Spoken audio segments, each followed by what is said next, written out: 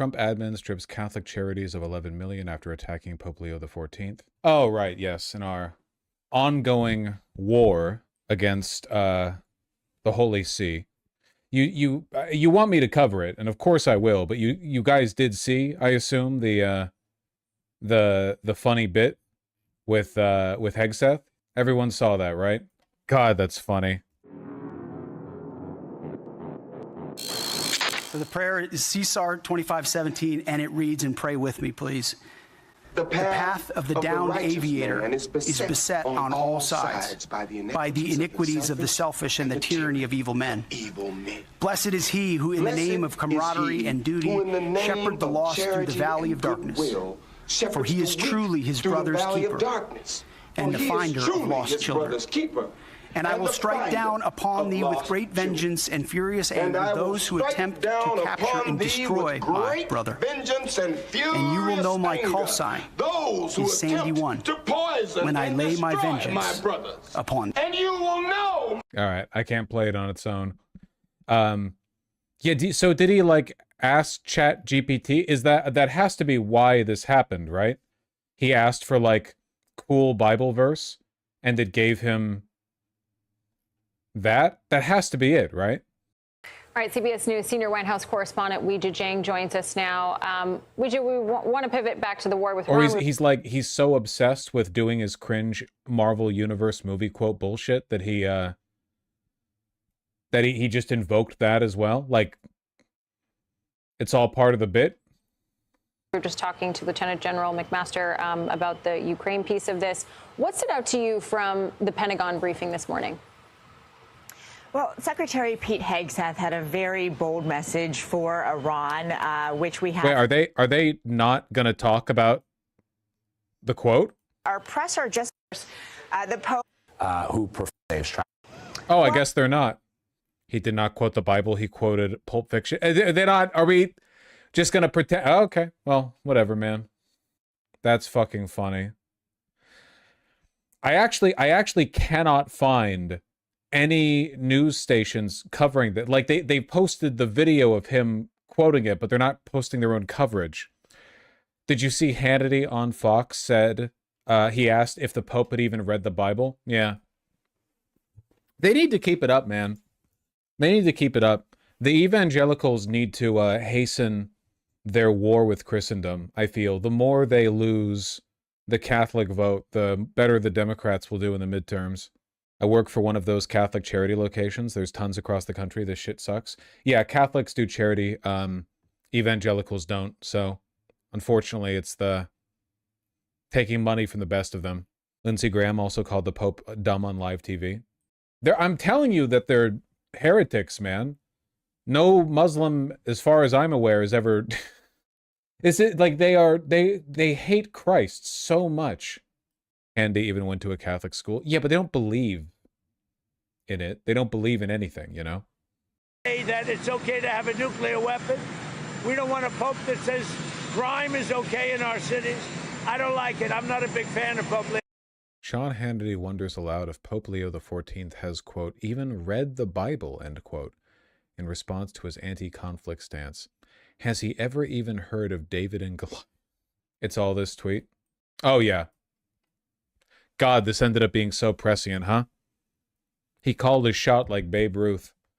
This was before Republicans made it like a top priority to beef nonstop with the Pope. Dan Henschel, my goat. He's still posting, right?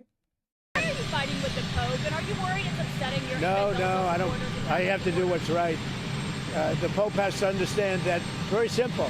I have nothing against the Pope. His brother's MAGA all the way. I like his brother, Louis. I'm not fighting with him. The Pope made a statement. He says Iran can have a nuclear weapon. I say Iran cannot have a nuclear weapon.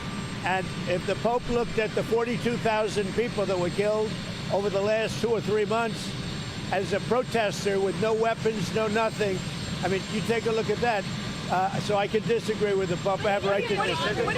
I have a right to disagree with the Pope. What do you say to people who see that, who see your... The Pope is hit back? I don't like using that language because it's important to understand that in a doctrinal sense, the Pope is literally just reaffirming the word of Christ. Like, I think a lot of people who believe don't actually believe. I do think the Pope believes. I do believe that. And like the idea, because hitting back implies it's like this personal feud. It's that unambiguously, MAGA has declared war on the virtues of Christ, and the Pope is the vicar of God. And that's it. Like that, like it's not really a back and forth. It's just like Trump screeching that he's the Antichrist, and the Pope remains. You know, why does the media spin this like a celebrity drama? Because I think the complicit media does want to frame it that way, like they're just two world leaders. And I think that, I mean, obviously the Pope is a world leader definitionally, but like the framing, the disagreement here is not between Trump and the Pope. It's between Trump and Christ. You understand what I'm saying, right? Like, this is not an idiosyncrasy of the way this Pope is treating the text. It's that he just believes in Christ, and that would naturally lead one, if one really did believe in Christ and his virtues, to disagree with what Trump is doing. This is not the medieval times anymore. No one cares about the Pope. I can tell you're American. He also condemned what happened in Cameroon as well. I guess a different way of me framing it would be like, if RFK Jr. and a bunch of anti-vaccine conspiracy theorists started attacking a credible scientist who was a proponent for vaccine use, I would not like it if the media framed it that the vaccine scientist hit back by calmly reaffirming the scientific legitimacy of the vaccines. That's not really the vaccine doctor hitting back, because that gives it a degree of like, you know, back and forth, ooh, they're being petty. He's just saying what's correct. And in a doctrinal sense, what the Pope is saying is absolutely correct about the word of Christ. And in this case, it does also align with, you know, what is ethically correct, which is nice. It's good. It's good that, you know, to see those two overlap for once. People advocating something in the name of Christ and it actually being a good thing, you know. Mike Johnson said the Pope doesn't understand just war doctrine. Mike Johnson is a pedophile who attended a purity ball and has his son monitor his internet porn usage. And also, unsurprisingly, a hardline evangelical, as if I'm not repeating myself. Speaker. Eric Garcia, quick question. Last night, Vice President Vance said the Pope needs to be careful talking about theology. President Trump, I think, again, criticized the Pope overnight.